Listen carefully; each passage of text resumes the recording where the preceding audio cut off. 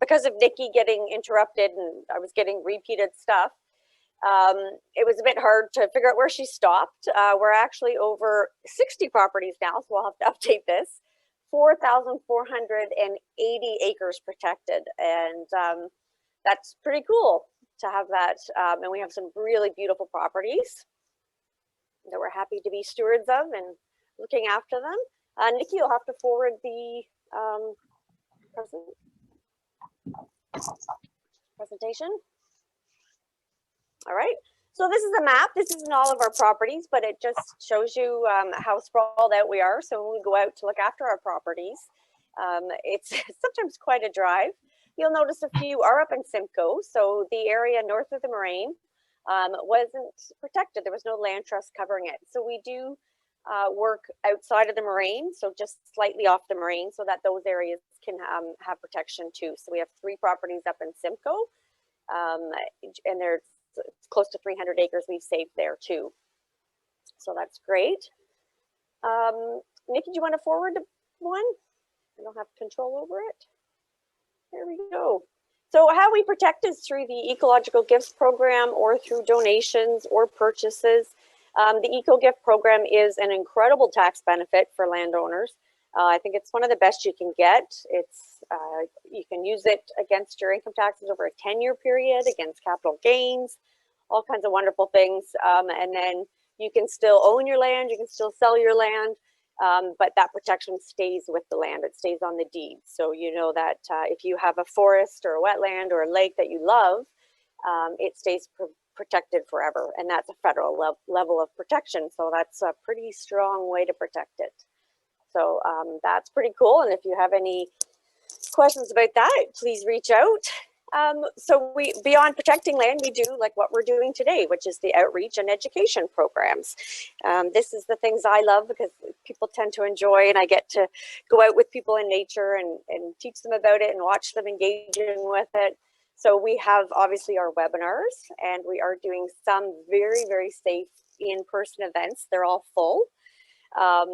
But when things hopefully open up and things are safe to do so, we are going to do some outdoor stuff at some of our wonderful nature reserves. So you guys can come out and see what we're protecting and why, and learn a bit more about that nature. So we're having a Bio-Olympics on March break. So this is a fun way of learning about nature in your own backyard or your local green space without worrying about coming out in you know, restrictions, so you can learn at home. So that'll be coming up over the March break with some exciting stuff. We've done a track infield, we've done a decathlon, we've done all kinds of fun events. So we'll be coming up with some more for that. If you like slithery and slimy things, we have another online webinar on March 23rd where you can learn about salamanders and snakes and fun stuff like that. That's always a popular one for the kids. And then the next one we have, so we do have self-guided walks. These are for seniors so they can have a safe walk on a private nature reserve, their own distance, their own space, their own time allotment, so they don't have to worry about crowded trails and risk for exposure. I believe they're all booked, but we do have a waiting list. So you get a set appointment time and you can walk around our lovely nature reserve. There's nice wide and mostly flat trails and see some of the different things out there. If you want to know about new workshops, so that when something cool comes up, it's not full when you want to go and join, you can always sign up for our event email. And we don't send them out too much, so we're not going to be harassing you. But you will get a good notice on upcoming events so that we can see you again, and hopefully one day in person. So that's all the cool stuff we have coming up, and a little bit of information about what we do as a land trust and how we protect nature. There's contact information there. And I believe that is the last slide. So we're going to turn it over to David. David, last time I saw David, we were in person. It was just before shutdown last year. And he did a talk about safe walking. And it was really, really good. I've hiked a lot and I still learned stuff from David. I think the fact that we have this many people on this webinar without any promotion at all, and how quickly word got out speaks for the topic and for the speaker, David. He's got some very good feedback about leading hikes and educating people. So at this point, I will turn it over to David to take over and talk to you guys about safe hiking. David, are you ready to go? I'm ready to go. Awesome. All right. Nikki will hand over control, and she's all yours. All right.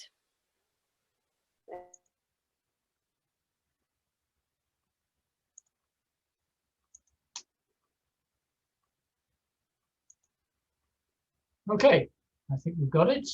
Do I have my two co-presenters with me at the moment? Claire McGee and Frieda Baldwin. Can you identify if you're here? Frieda had a little trouble. She didn't get the link in time, but I've sent it to her, so she might just be a late. Oh no, there she is. Okay. And what about Claire McGee?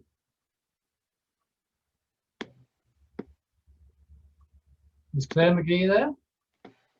Let's see. Hi, Frieda. Hi, David. Anyways, Hi, David. I'm here. Sorry, I didn't have a link to sign in, so it's all good. Yep. Let's see. I have a Claire. I just don't know if it's the right Claire in the list. Claire, can you just put something in the chat so I can know it's you?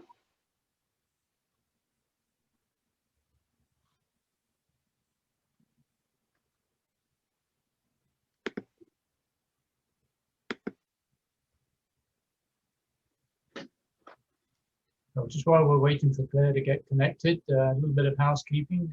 Just to remind you that everyone is muted by Nikki, and we will have a brief pause after each section. So if you have any questions or comments, please use the chat box, and then Nikki will bring those forward. And we'll have a short 5-minute break about halfway through, so that you can stretch, get coffee, or stand in your head, or whatever. Okay, so first of all, Claire, I see you're there, are you, Claire? Need to unmute, Claire?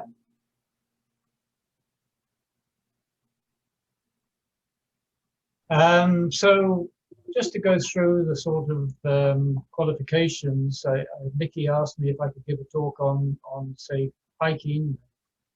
And so I just thought I'd try and think, what sort of qualifications I might have. Well, I am a board member of Hike Canada on Marsh, have been for 25 years.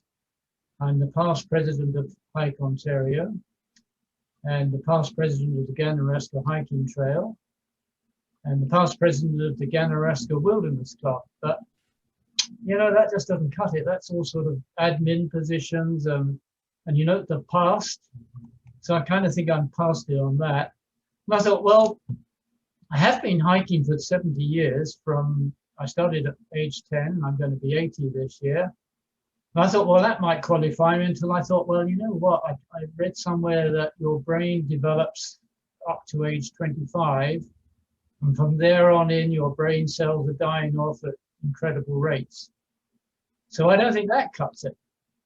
Maybe, is it because I was the chair of the Hike Leader Certification Committee? We put courses together for Safe Hiker, which is an all-day course. And if you really want to get into safe hiking, that's a course you should certainly consider by registering with Hike Ontario. We also did the Hike Leader Certification Program and the Wilderness Day Certification Program and the Wilderness Trip Certification Program and a Map and Compass course. So maybe that sort of qualifies me a little bit, but then I thought, what really happens was people like Claire McGee, who I think is with us today, who's a great musician, and Claire actually taught me, or trained me as a hike leader, and I think it was 30 years ago, Claire, I can't believe that it was that long, and at that time it was a 3-day course, and Claire has been a great buddy of mine ever since, and now we meet 3 times a week before the pandemic at the Seniors Badminton Club, or the Seniors Centre playing badminton. So that keeps us fit. But what the important thing was when we were teaching this program to the hike leader certification program to hike leaders, there were people that had been hiking for 10, 20, sometimes 30 years. And they said, well, why do we need to take a certification course? Well, the reason is it's never too late to learn, but the most important reason was for insurance liability. And we thought, well, here's a whole richness of experience that we could bring towards the program. It's not what we can teach these people who've been hiking for many, many years, but what can they teach us and add to the program? So that was a sort of peer review process, which has brought the richness to that program. And so really, overall, I just can't take credit for any of this. And that's why I've asked Claire McGee and Frieda Baldwin to come and help me out. Now, these guys are, well, Claire is a real professional.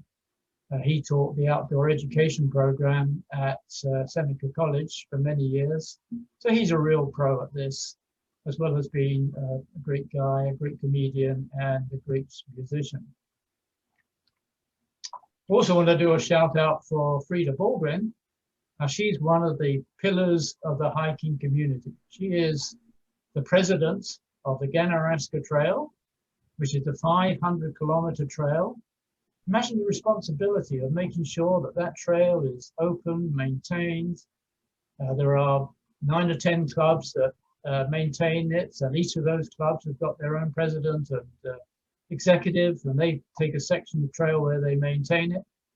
And Frieda is responsible for that huge group of people.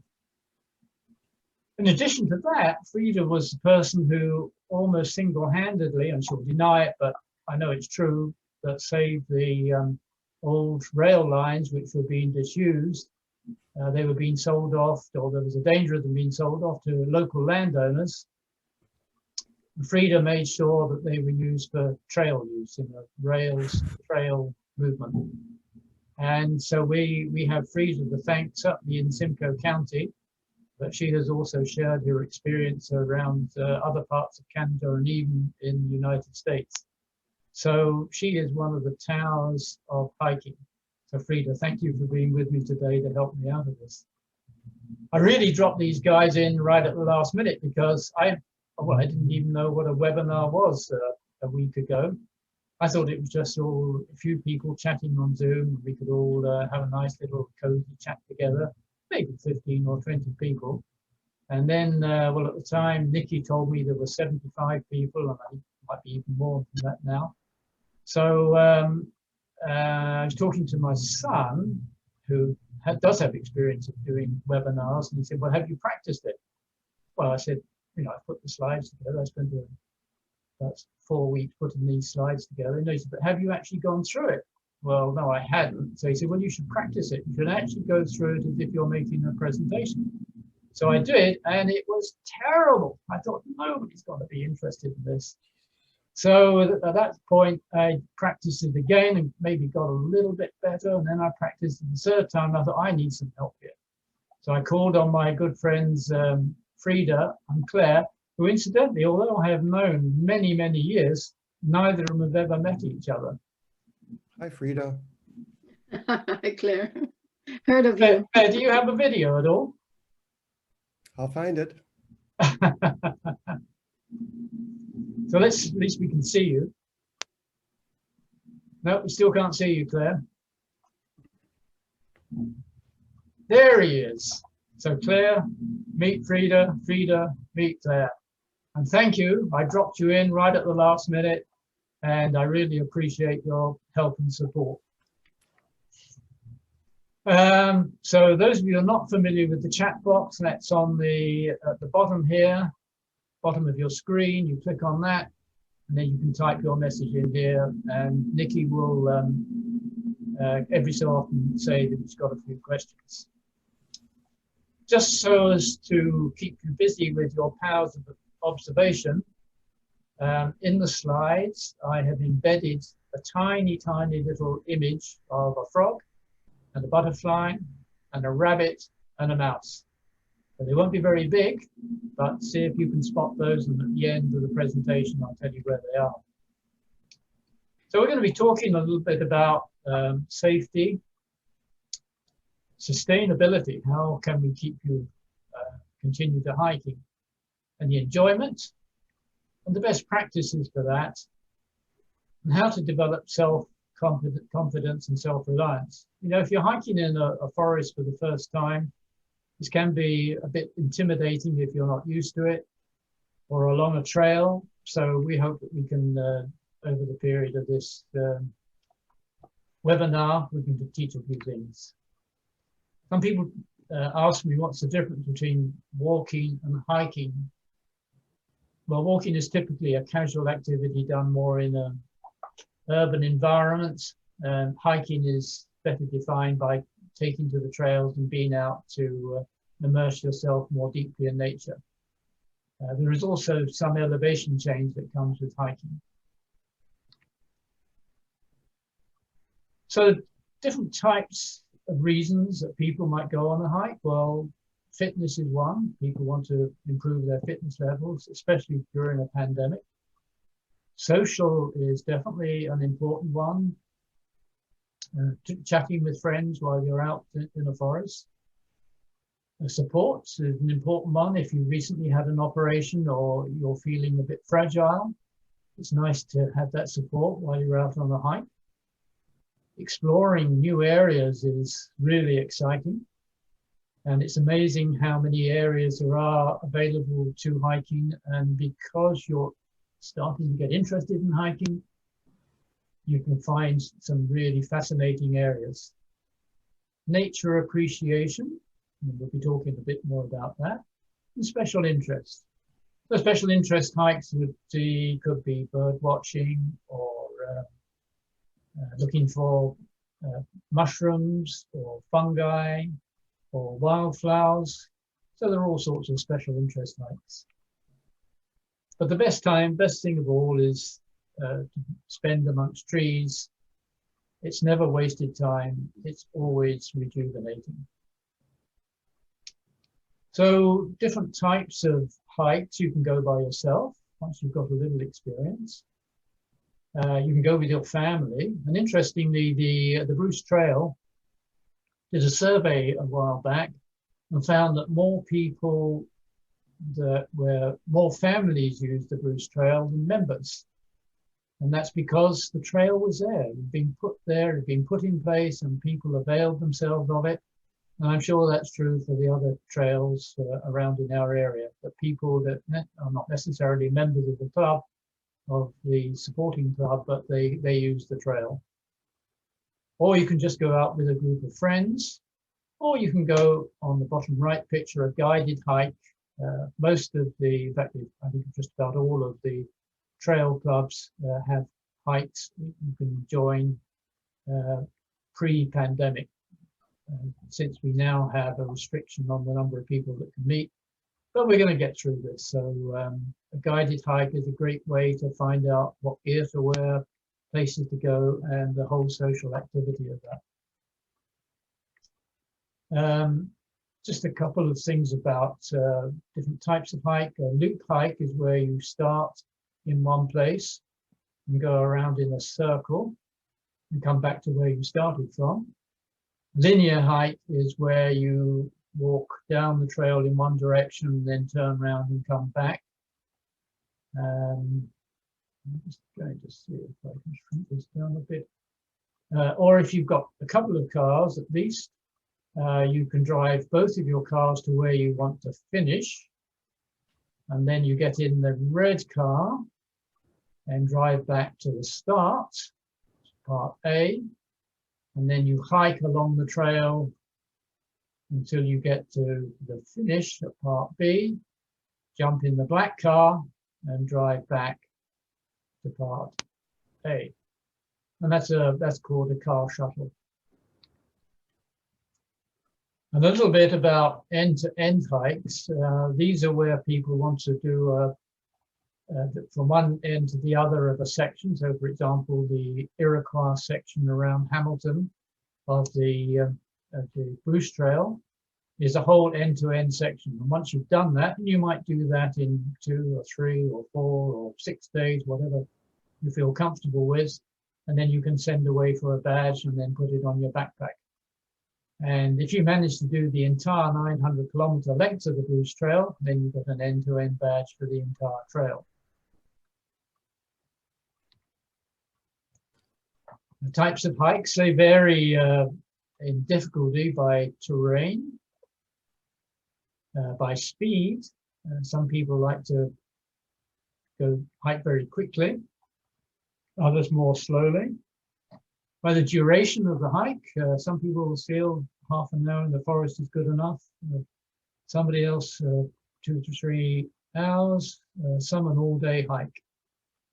And also by location, if you chose to hike in a hilly area such as Happy Valley, that's going to be more challenging than hikes on more even grounds such as Fairy Lake in Newmarket. So, Frieda, would you feel comfortable talking about some of the gear that you wear in winter from this picture?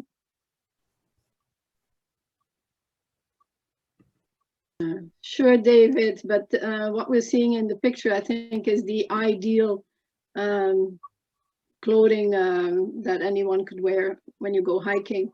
Some people have a poor circulation, so for them wearing a great gloves, mittens are even better than gloves, would help to keep their fingers warm. If we move to the mannequin at the bottom of the picture over the gray pants, you will see gaiters.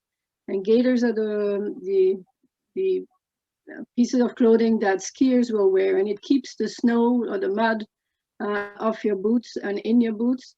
So it's a great thing to wear if the weather is bad. It also keeps your pants from getting wet if you're walking through high grass in the summer. So that's really handy to have.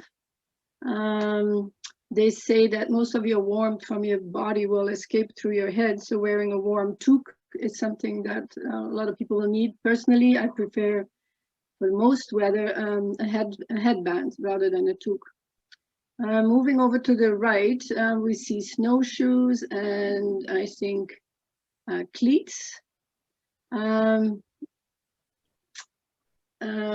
Snowshoes are to be fitted to your height and weight. There are women and male snowshoes. So it's important that you get the right shoes for your fit. What I think is important as well is that you have a binding that is easy to do on and off in the winter, because you don't want to be fiddling around with the binding for very long when the weather is really cold. And just below the snowshoe, I think what I'm seeing is the icers, the micro spikes, which are the best thing you could purchase for the winter, I think, especially south of, say, Highway 89, where you will encounter more ice than snow in the winter. So these will keep you up without falling if you're hiking on icy pathways. I'm seeing winter boots, I'm seeing water bottles, I'm seeing thermal underwear on the far right, and then your mid layer, which should be for warmth, whereas the underwear, the black one on the right, is for wicking any moisture that you might have away from your body to keep you warm. And then above it is an outer shell that will stop the rain and wind and so on. Now, it's important to dress in the winter in layers. So if you are overdressed, you can always take off the outer shell, or maybe even the mid layer out, and put it in your backpack so that you will feel more comfortable for the rest of the hike. I'm also Hey, Frieda, I think we'll move on to the next slide now. Okay, good, yeah. Thank you very much. So Frieda was talking about icers when you're hiking on trails which are well used. They're often compacted and got ice on. And she was talking about the importance of snowshoes. And also, if you live in Toronto, you probably won't ever need to use snowshoes. If you're along the Highway 9 corridor from Newmarket to Orangeville, there might be more opportunity, but I haven't worn my snowshoes for 6 years now. But if you're up in the Barry region, there's very many opportunities to wear snowshoes. As Frieda said, it depends a little bit on where you live. In summertime, short walking shoes are probably more appropriate than boots. A light shell-proof jacket, sunglasses, hats, water, bug spray, and a backpack. Footwear. Well, I used to lead barefoot hikes, and you can see on the left-hand picture there are people hiking bare feet, which means that you can be more in touch with nature. It's another sense. You can walk through streams and mud and grass, and I've even led a hike up the Niagara escarpments. So it's certainly possible. People run around their cottage in bare feet. You can wear sandals, but the top right picture, try to get sandals which are covered in at the toe in case you stub your toe. Seems a bit of a contradiction after hiking bare feet, but when hiking bare feet, you're a little bit more careful. And then bottom left, hiking shoes. I wear waterproof shoes in case you walk through muddy areas. And then boots. People who've got weak ankles sometimes like to wear boots even in the summertime. And one of the notes about hiking is that because of the unevenness of the land, it does help to strengthen your ankles. Preparing for a hike, collecting information, route planning, the hike plan, and knowing the risks. For collecting information, you can collect brochures together. By word of mouth is probably a great way to collect information.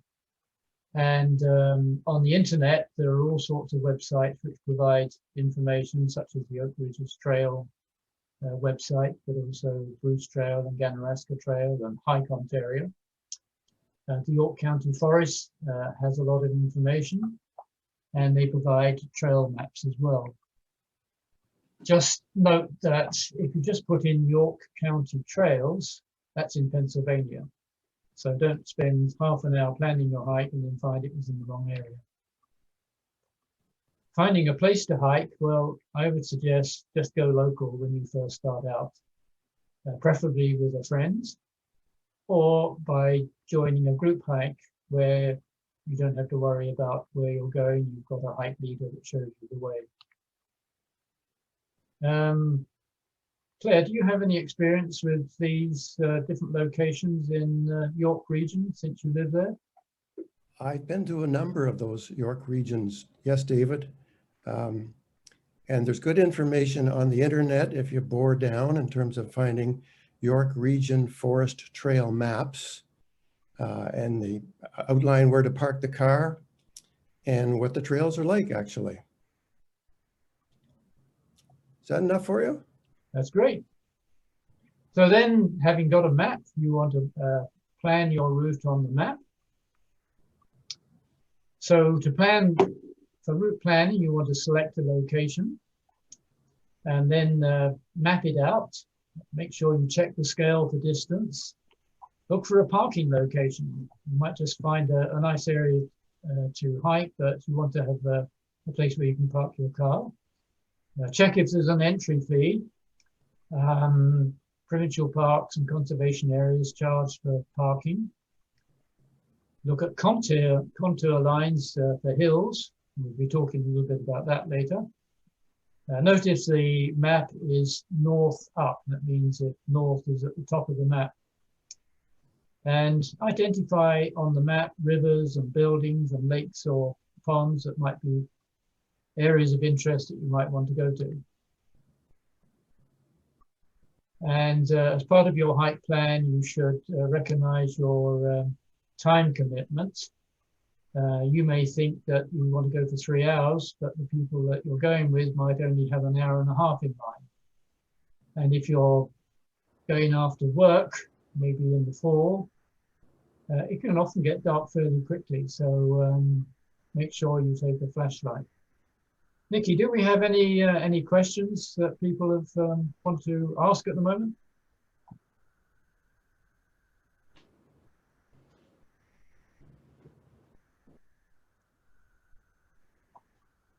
So hearing none, we'll move on. So a simple hike plan. Well, I think I'll leave home at 10.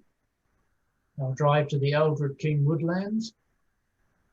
I'll start the hike at 10:30, plan to finish at 12:30, get home at 1 p.m. And even though I've been hiking for 70 years, I still do this. Certainly if I'm leading hikes, I'll do a lot of research into the history of the area, the geology, and parts of interest. So even just with a simple hike plan, it's important to do. Unfortunately, we have to report, and in fact, I got another email today saying that crime is prevalent in the parking lots of the more popular hiking places. So what these thieves will do, they will break your window. Even if you've got a jacket covering you, if they see a jacket in the back of the car, they assume it's covering up something important, or a blanket. They'll break into the window, and they'll break into your trunk as well. The message from the police is to not leave anything in the car whatsoever. So empty your car out before you go to your hike, particularly in the busier locations. The remote ones are probably better. And make sure you take any valuables with you. Very sad. So knowing the risks, we'll be talking about finding your way, getting lost, winter weather, trail hazards, how long to hike, your fitness level, and hills. So let's start with a backpack. I think I would recommend a size of 23 liters.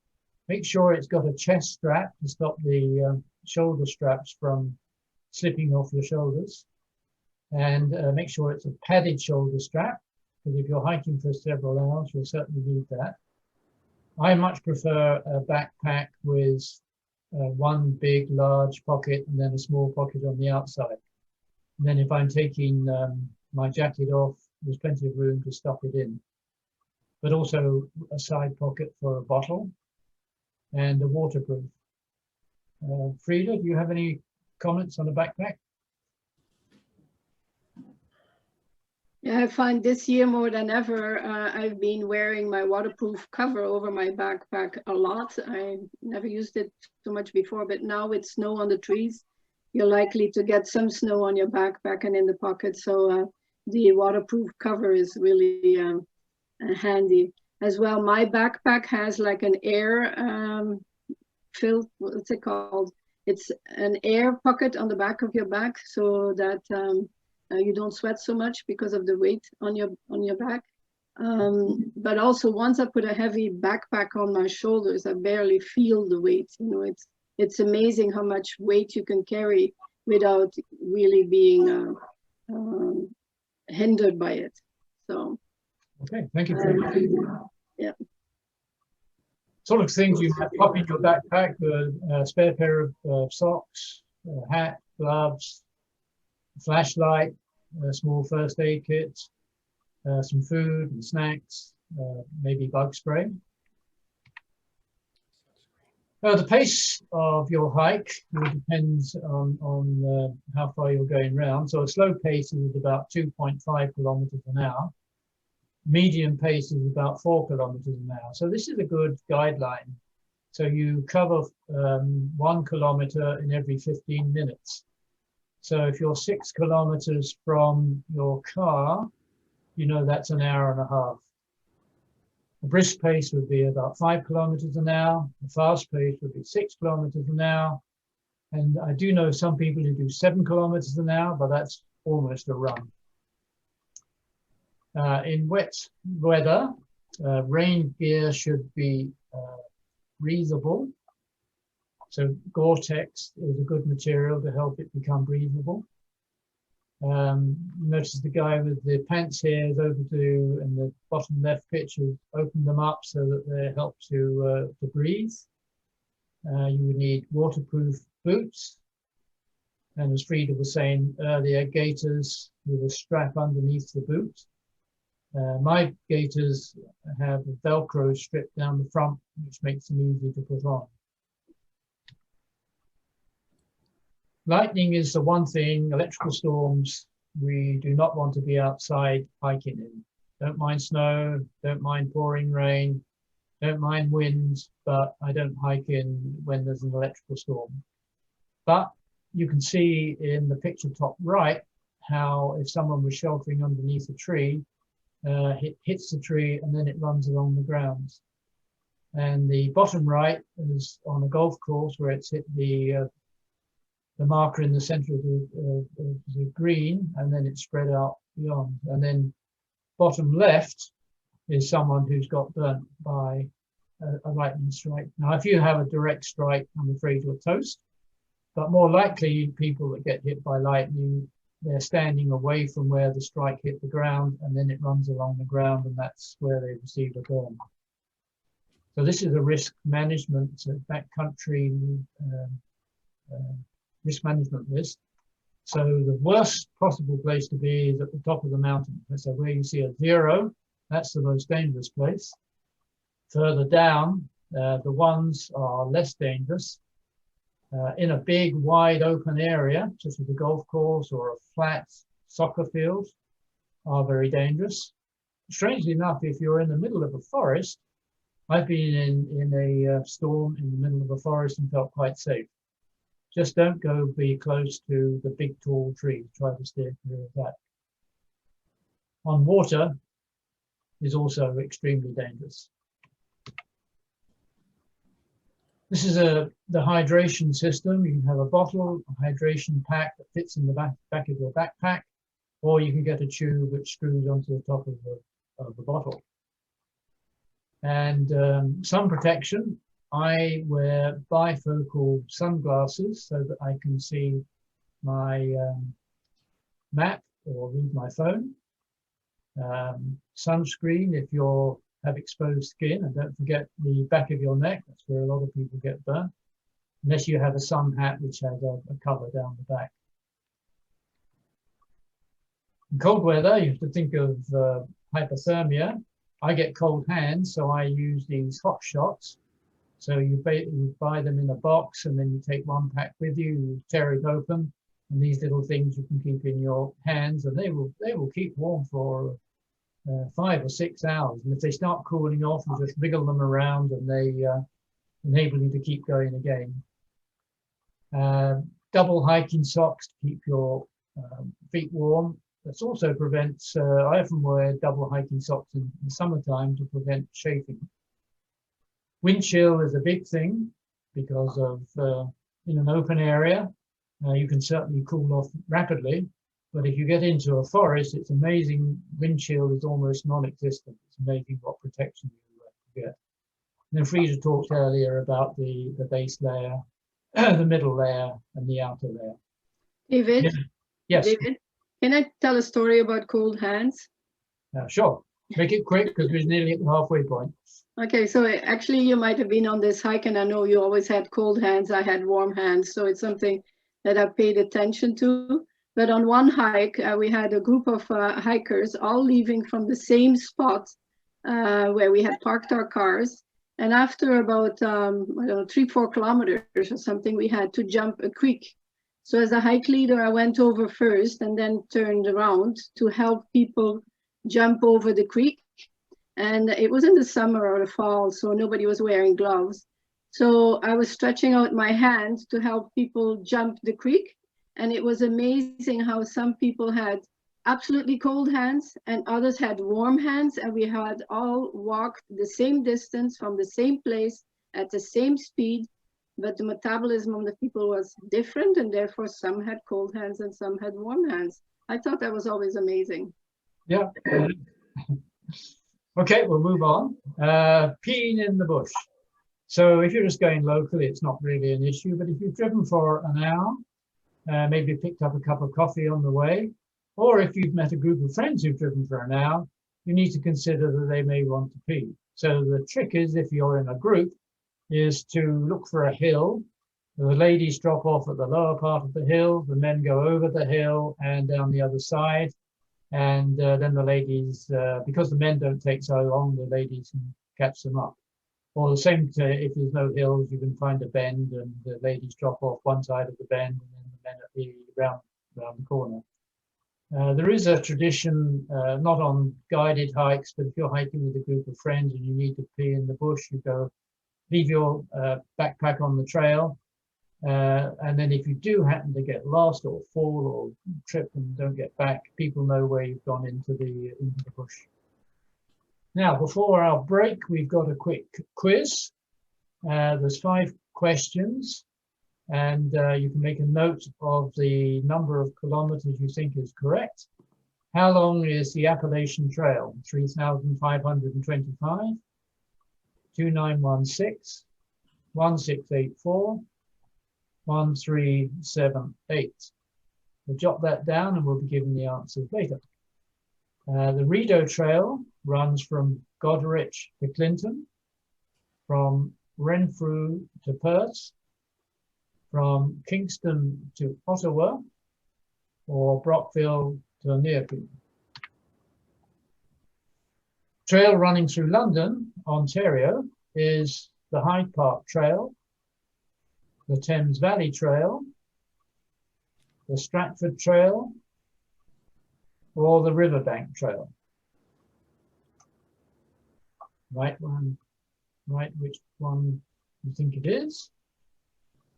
The annual Camino Hike is held on the Rideau Trail, the Maitland Trail, the Elora Cataract Trail, or the Trout Hollow Trail. Now, final question. The Bruce Trail connects waterfalls, follows river valleys, follows the Niagara Escarpment, connects major towns and cities from Niagara to Tobermory. Okay, so ready for the answers. The Appalachian Trail is 3,525 kilometers long. The Rideau Trail runs from Kingston to Ottawa. The Thames Valley Trail is the trail that runs through London, Ontario. It's the Maitland Trail out by Goderich, which holds the annual Camino Hike. We'll be talking about the Camino Trail in Spain later on. And the Bruce Trail follows the Niagara Escarpment. Okay, so we've got to our break point. So take a 5-minute break to stretch or get a coffee. And then when we start back in 5 minutes, at 10:02, we'll be talking about navigation. Cheers.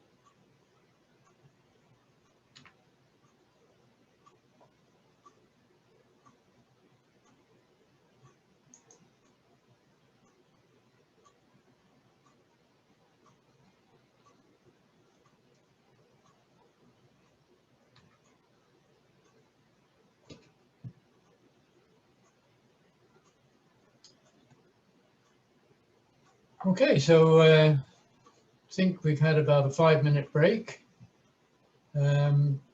Nikki, are you still there? Yep, I'm still here. Okay, so I think we're getting ready for our second half then. I see Claire's back. Are you back, Frieda?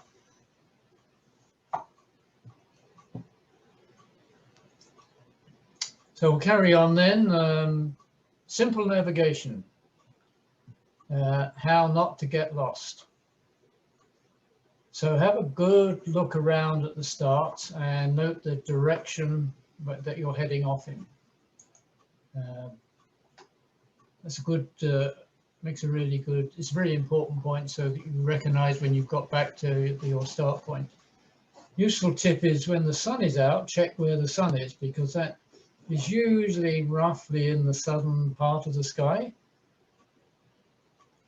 Another tip is to listen for traffic noise. If you've driven there by road, you can either, there may be roads going on one side or the other side of the property, and that will sort of give you some indication where, and try and listen for that fairly soon. So if the road is on the east side of the property and you can hear traffic noise, well, that will give you an indication of where to get back to and where the east is. If you're starting to get a little bit panicky and you see other people, will ask them, say, I'm not sure of my way back, could you let me know? Note significant points such as bridges and rivers and hills or any buildings. But if you are lost, stay where you are and call for help. Now, a recent innovation that's now been started in Ontario and has been adopted by the Ontario Provincial Police is an app called What 3 Words. You can download this onto your iPhone or Android phone, and it's this little red symbol here with 3 white lines. It's not dependent on a data plan.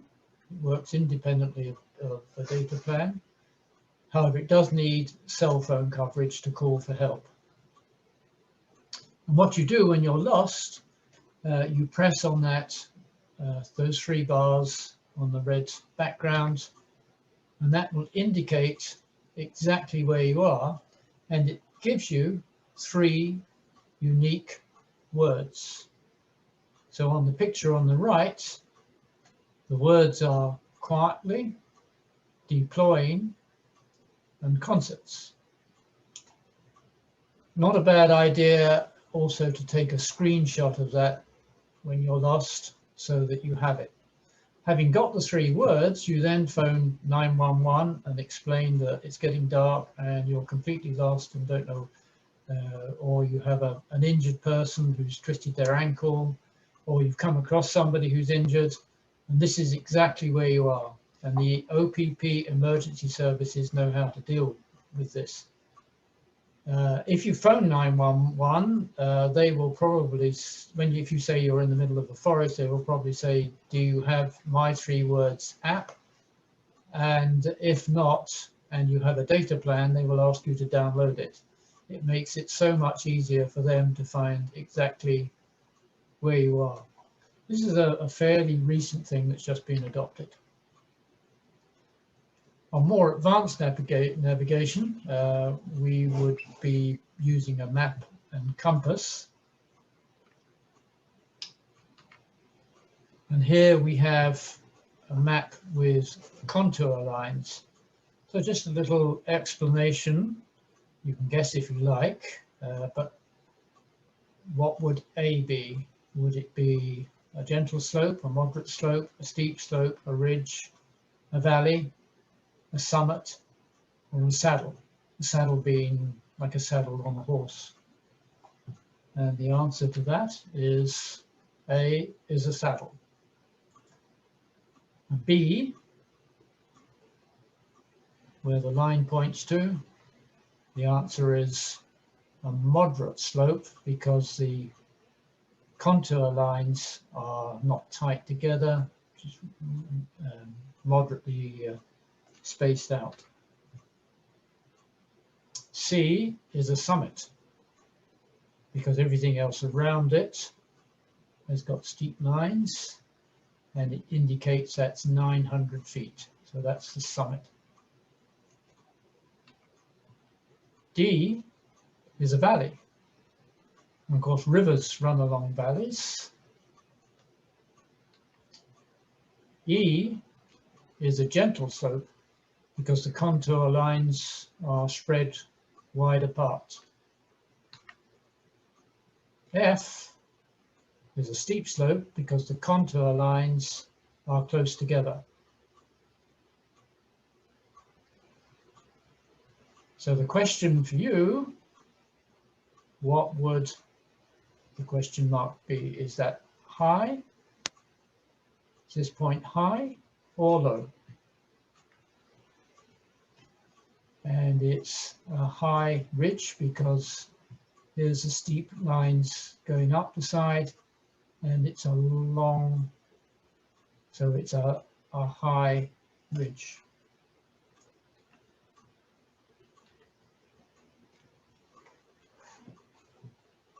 So here's a map which has got full of interesting information. Claire, do you feel like just pointing out some of the points of interest on this map?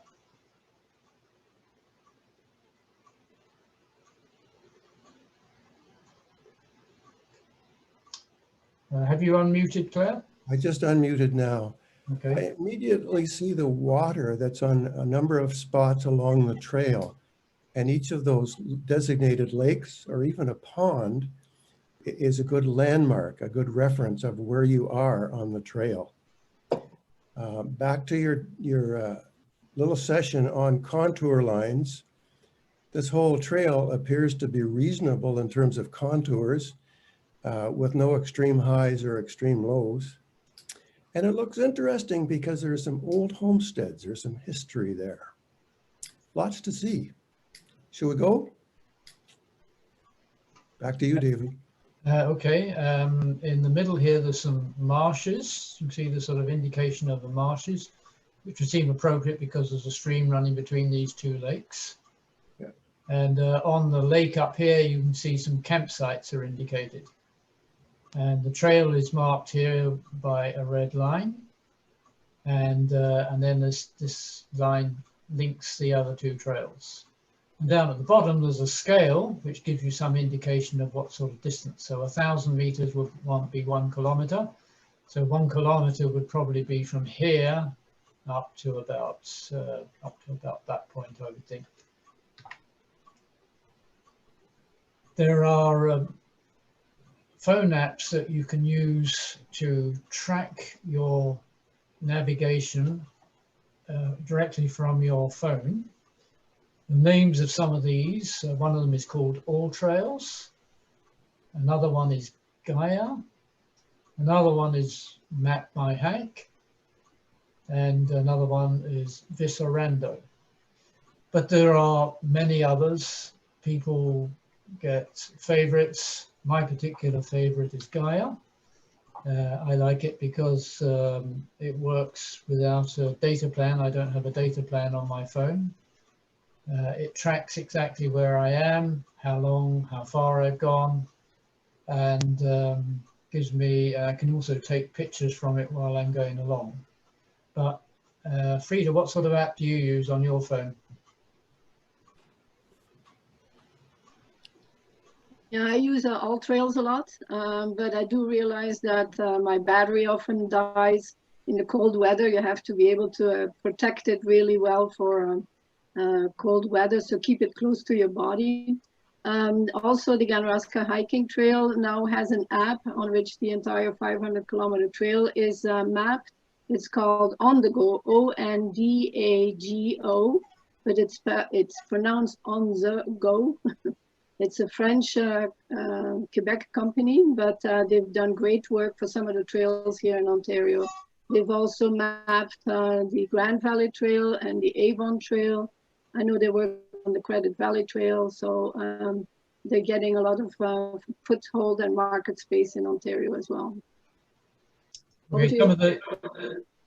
Some of the limitations with cell phones is that you can lose the signal in remote areas. And as Frieda says, the cold weather does drain the battery. So I always turn my screen off. That helps to keep it going longer. And I have a backup battery that I can bring with me if I'm going on a longer trip. Tracking programs are great, but they do drain the battery. Sometimes they're difficult to see in poor weather in the wintertime. It's tucked right inside to keep it warm next to your body, and then you want to find out where you are and your glasses missed up. Sometimes summer foliage limits the GPS signal. However, the benefits of a cell phone, you can use it as a camera, as a tracking program. You can use the map, such as Google Maps. It's for safety, 3 words for identifying your location. And of course, for communication with other people that are with you, or with friends and family if you're running late. And emergency services, of course. Poison plants. Claire, would you like to just chat a little about how to identify these and where you might see them? Well, since we're all from Ontario, we should know about poison ivy. Bottom left side, leaves of 3, let it be. It may be a ground plant with a non-woody stem. It may be a shrubs type with a woody stem, and it may be a vine that climbs up the trees. Those 3 leaves, though, indicate it may be poison ivy. The shiny texture on it reveals the oil that's in there, which is the contact poison, which affects human skins. That's poison ivy. I'm not so familiar with giant hogweed, which is relatively new on the scene, David. Yeah, Frieda knows quite a bit about that, don't you, Frieda? Yes, we do have some in Simcoe County area. It's a very tall plant. The leaves are I'm not a naturalist, so I can't describe the plant very well, but as you can see in the pictures, it's huge with a white blossom at the top. It gets very toxic when it's exposed on your skin to the sun, and it can even cause blindness. It's very difficult to eradicate, but if you call your municipality, if you know where there is a patch, then they may come out and actually remove it. So the plants can also be small when they're still young and don't look as giant. So be careful to try to recognize it. I know somebody who has had for years now trouble with hogweed blisters on her body. Very, very painful. So try to learn to recognize it. Thank you, Frieda.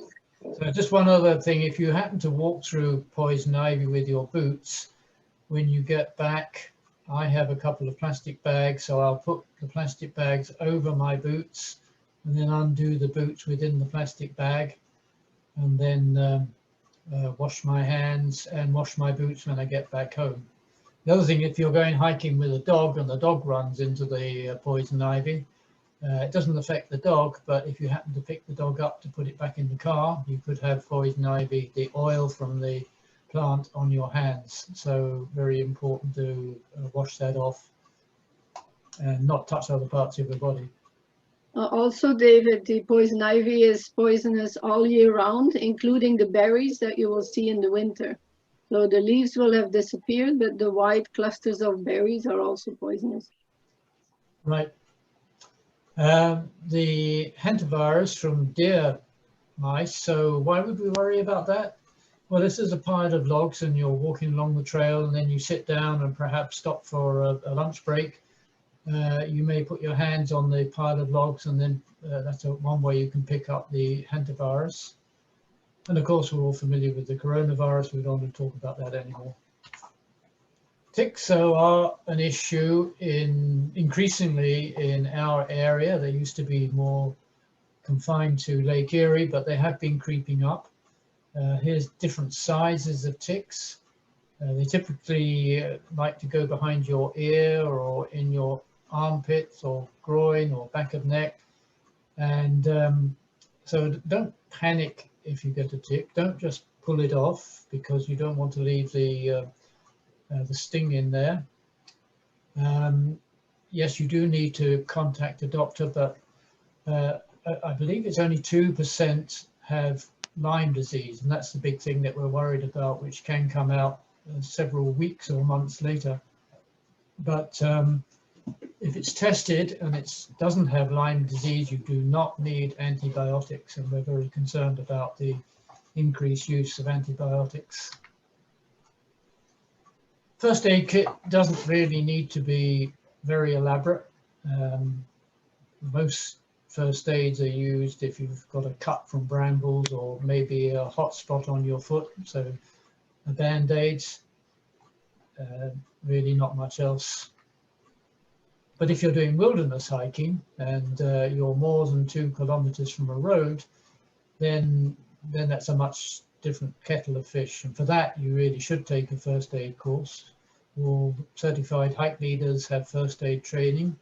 And if you're a wilderness hike leader, then you need a very extensive wilderness first aid course that will require you to have a much more comprehensive kit. And that's beyond the scope of this talk. In an emergencies, very important to keep calm. And let's say you've come across an injured person or hiker on the trail in a remote area. It's most likely you're just within a couple of kilometers of a roadway. So call 911 and give directions to the nearest road access.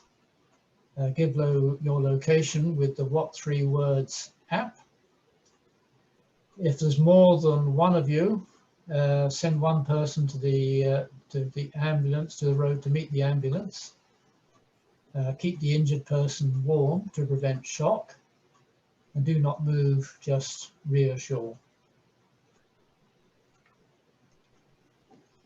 Hiking poles are increasingly being used these days to help with steadiness on the trail and to stop with the impact of landing on rocks by easing your way down. There is a difference between hiking poles and Nordic walking, which is more done for fitness. So Frieda used to teach Nordic walking, but that's another completely different aspect. And but hiking poles are useful. Some of the accessories that come with them, if there's a rubber tip, if you're hiking on paved grounds, or you can take those rubber tips off and it exposes the metal at the bottom, so that will dig in. You can also get small little baskets if it's a muddy area, or big baskets if you're hiking in snow. And then the hiking poles can expand. There are 3 different types of expansion. One is with little metal poppers that pop in to keep it in place. Another is a clamp that goes on the outside. Another type is a screw type fitting. To put a hiking pole on, this is the way that they advise you to do it. Put your hand through the strap and then grab the pole. And by the way, the ideal angle for a hiking pole is when your elbow is at 90 degrees when you're on level ground. So you should adjust the height of the hiking pole so that your arm is at 90 degrees to the ground. Then you grab the pole, hand through the strap, and then tighten the strap accordingly. But be warned, tips from Frieda. Frieda, do you want to talk about this? Yeah, so often when you buy hiking or urban poling, Nordic walking poles, make sure that you buy it with a snow basket as well, because it will push the snow together so that your pole doesn't go into the deep snow and then you lose your balance. Also, I personally prefer the strapless models of poles, trekking poles or Nordic walking poles, because it causes less likely to get injured on your hands and your thumbs if you fall. I know firsthand of somebody who broke both hands when using poles with straps. So I prefer the strapless model. And also I see more and more people using both poles, not just one, especially also for snowshoeing. And I should have added, if you're wearing a heavy backpack, it helps with balance as well. Okay, and it gives you that extra arm exercise. Thank you, Frieda. Okay, any questions? That sort of completes our main section. Our final section is a bonus section, and we're going to be talking about some trails. Nikki, do we have any questions that have come in?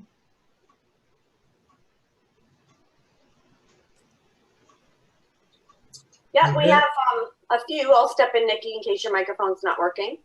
I can't remember.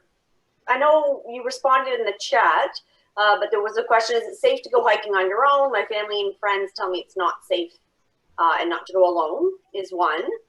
The other one is about emailing a copy of the slideshow, and we will probably, I think we're recording it, so it'll be available online. That's for Siobhan. And then Chelsea said, thank you, basically, great. So just the one real question. Yeah. And then, oh, somebody else, oh, no, that's been answered. So yeah, I guess just about talking about hiking on your own. Okay. So I would certainly concur with that, although I hike every day in the forest next door to us all by myself. But then I am careful and I do take precautions, but certainly you should be careful if you are hiking on your own. So we're now going to be talking about the long distance trails that are in Ontario, the Bruce Trail, the Ganaraska Trail, the Oak Ridges Trail, and two that are not in Ontario, but are in Canada. So the Bruce Trail goes from Tobermory at the top end of the Bruce Peninsula, and it's about 900 kilometers long. It's all maintained by volunteers who belong to, I think it's 10 different clubs. So these volunteers go out, after a windstorm, they clear any trees that have fallen down. And this is true of all the trails. And they're painted with white blazes. So that's a white painted mark, which is 6 inches by 2 inches. And you can certainly become a member of the Bruce Trail and get their guidebook. And I think, Frieda, you said they also have an online app. I'm sure they do have an online app. And of course, it follows the Niagara Escarpment. Ganaraska Trail, I'm going to let Frieda talk about that. Frieda, as the president. Yeah, I also mentioned already that it's a 500-kilometer trail from Port Hope on Lake Ontario through Peterborough area and through what we call the wilderness area, which is in fact the Queen Elizabeth II wildlands. It's a very, very remote and unique area, one that you cannot hike in one day. You may have to stay overnight to do a crossover. And then the trail continues through Orillia and Barrie to Wasaga Beach. And then there's also another loop or leg of the loop that goes to Midland and Wasaga Beach.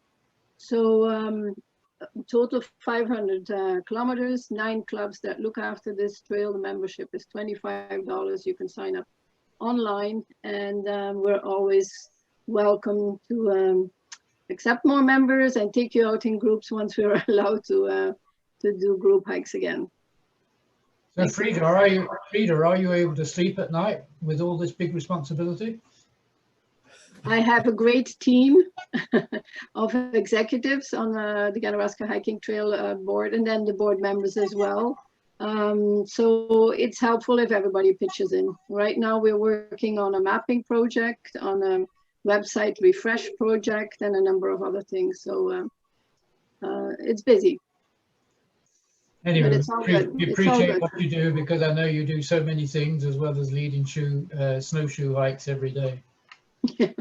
So the Oak Ridges Trail goes from Caledon near Orangeville, for actually Mono Township, follows the Oak Ridges Moraine all the way to south of Rice Lake to Walkwas. And because it's for the people who are living in the Newmarket, Aurora area, that's probably the most used section of the trail. And there are many led hikes on there when we don't have a pandemic. So it's a great trail which is nearby. And it goes through Seneca College, which is where where Claire used to teach. So Claire, do you have any comments about the Oak Ridges Trail? Wonderful trail, easy to access. There are not many loops on it, so you park, you go in a certain distance and turn around, hike back to your car. But as I say, it's wonderful. David, if I may ask, the bottom picture is a great picture to show the blazes. This is actually a place where both the Ganaraska Hiking Trail and the Oak Ridges Trail meet, probably in the Ganaraska Forest area, north of Port Hope. If you look at the bottom blaze, that is a single blaze, which means that the Ganaraska Hiking Trail, which logo is just above it, is straight through. However, if you want to go on the Oak Ridges Trail, you will do a left turn. So two blazes, one of which is always offset, will indicate which direction to go. So in this case, the top blaze is offset to the left, so it's a left-hand turn. Okay, great point. Thank you very much, Frieda. Hi, David. I don't mean to interrupt you, but since we are getting closer to time, I just want to let you know that we have 2 more questions if you want to hear them. Yes, sure.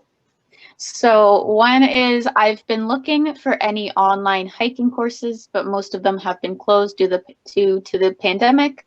Are there any current hiking or wilderness courses online that are currently open that you know of? No, they're all taught in class. I think it's appropriate because you get feedback from everybody. And Frieda, you don't know of any, do you? Yeah, I do. There are actually, there's a new hybrid model of the course. It's 2 sessions that are virtual, followed by an in-person session once the pandemic regulations are lifted. And if you're interested, send an email to Hike Ontario at info@hikeontario.com and express your interest for a course. Okay. Sorry, there was another question from the same person. And he says, also, can you please talk about the safety around animal encounters when hiking on trails? Claire, do you want to take that one? I'll begin, David. Of course, you two can pick up anything that could be added. Personally, my most threatening experiences hiking Southern Ontario are with dogs that are off leash. And over my considerable decade of hiking and cross-country skiing, I've had 2 bites. So there's a concern. Other animals you might meet in Southern Ontario have a concern in terms of, might they carry rabies? If you encounter a raccoon that is too bold, a fox that is too bold, in a wetland area, a muskrat that is too bold and is threatening along the trail, then one must think immediately, possibly this animal is rabid, and I must avoid that carefully. Then there's our friend, the skunk, who may carry rabies, but it's less likely. But the skunk, of course, has its defense mechanism. And as long as these animals in their natural habitat, if they're seen in advance and they're given their space, they're just fine.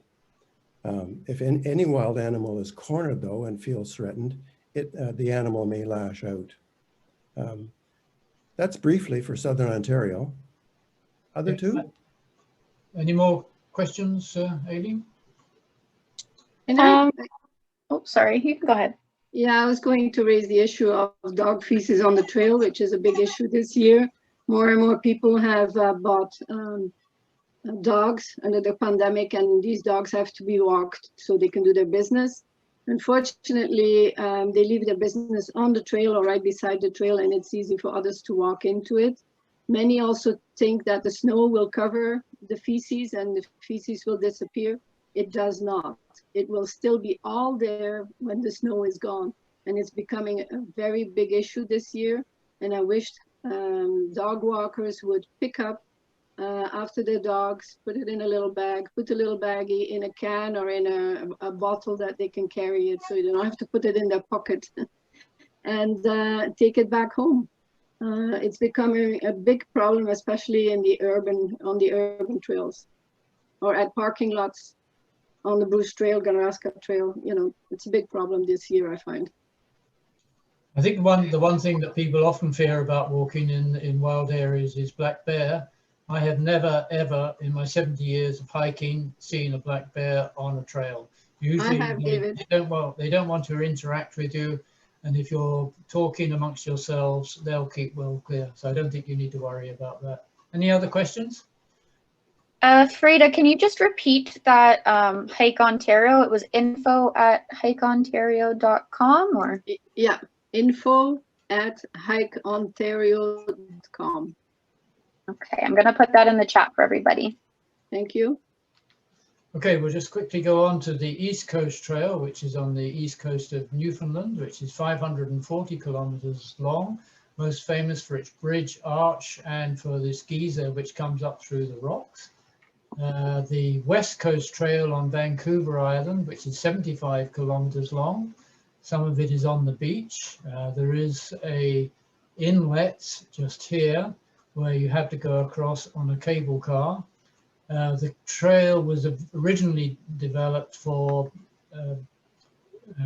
ships that were wrecked and for seamen to be able to escape. But you now have to make a reservation to do this trail.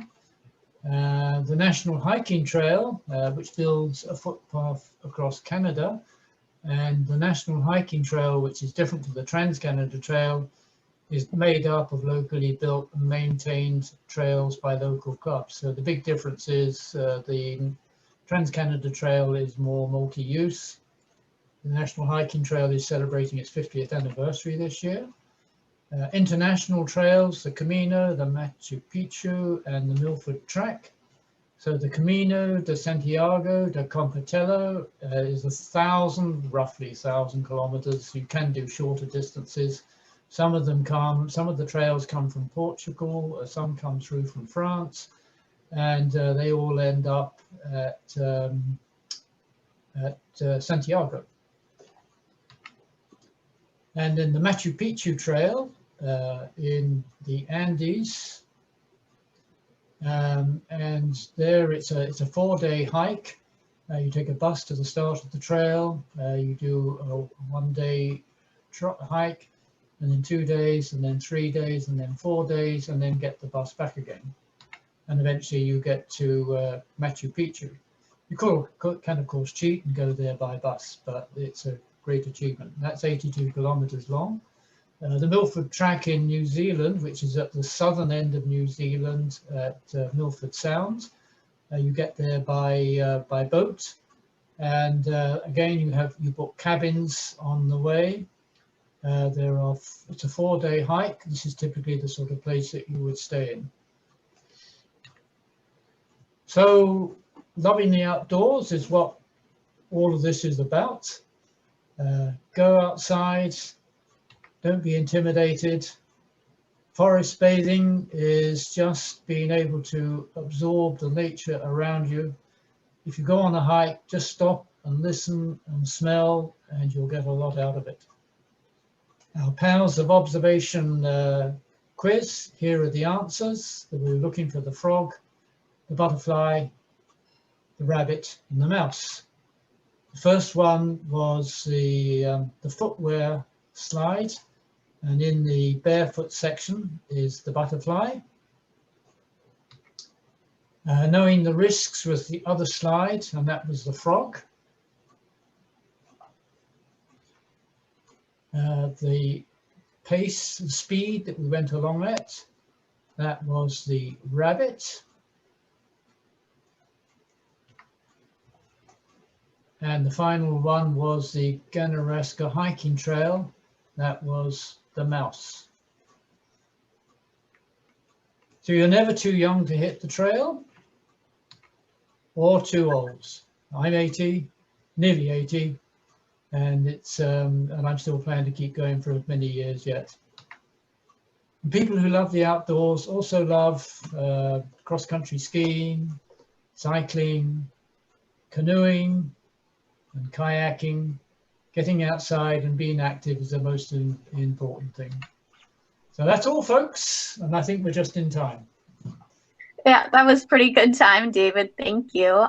We did have the one last question about coyotes. I wanted to hear about coyote encounters, and I think that can sort of be a quick answer if you take a minute to answer it and then wrap up. I'm just typing a response to that. Okay. I'm almost done. That's something I work with quite a bit, and it's really not a concern. If your dog's on a leash, there's nothing, like, that's where the encounters come from.